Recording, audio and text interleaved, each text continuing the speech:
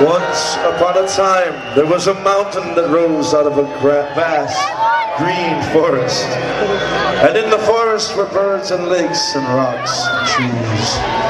And in the forest lived the lizards, a peaceful people that lived in peace and tranquility for thousands of years.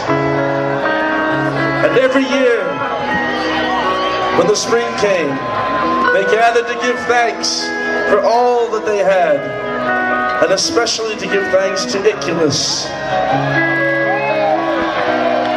who, as you know, brought them the helping, friendly book.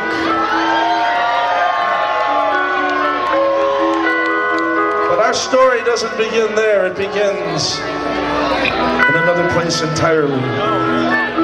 Colonel Forbin looked square in the mirror and dragged the blade across his cold cream skin.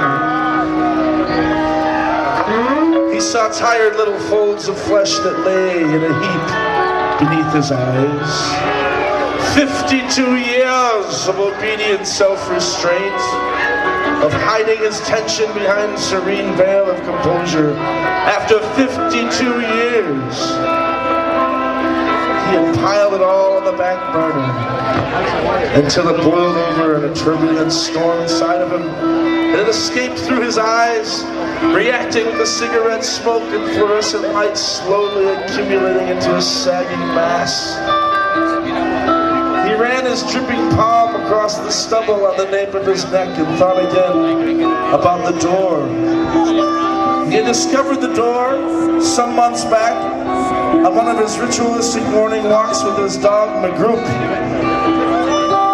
It started out as a typical stroll with Magrup bounding joyously ahead of the preoccupied colonel. As they reached the apex of the hill, he saw it and knew it had always been there. He felt foolish for overlooking the door for so long.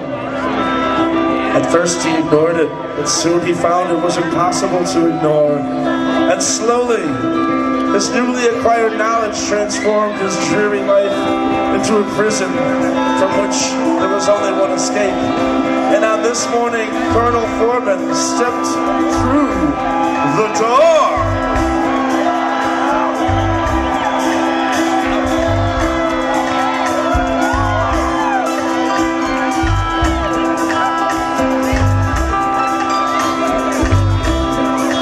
Passing through the corridor, I came upon an ancient knight, leaned against the wall in army armor. He was on his way to see the king. Wilson, Wilson, Wilson.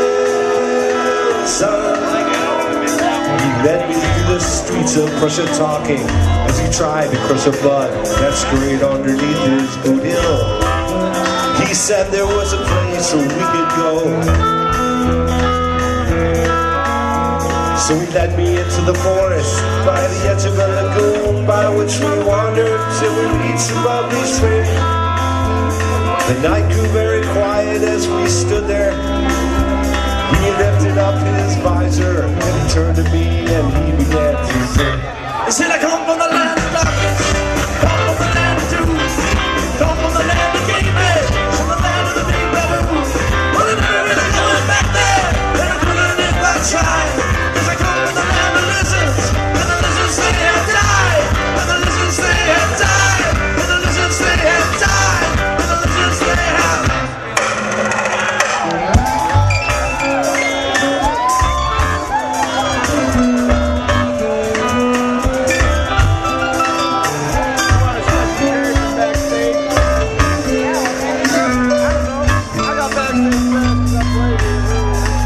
Told me that the lizards were a race of people practically extinct for doing things smart people don't do.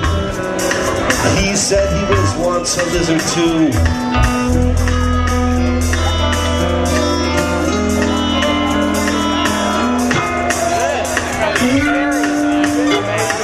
There was nothing further brave.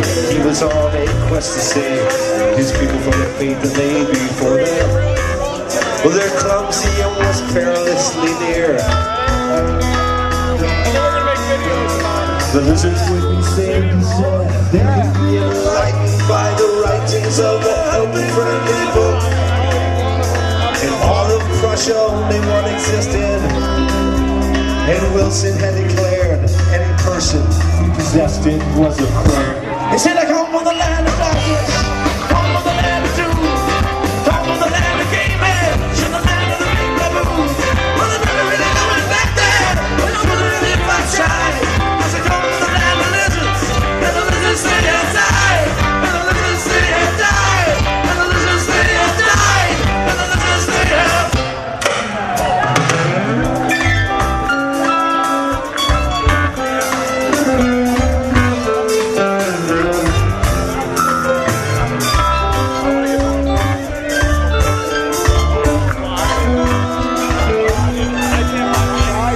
The helping friendly book, it seemed, possessed the ancient secrets of eternal joy, never-ending splendor. The trick was to surrender to the flow.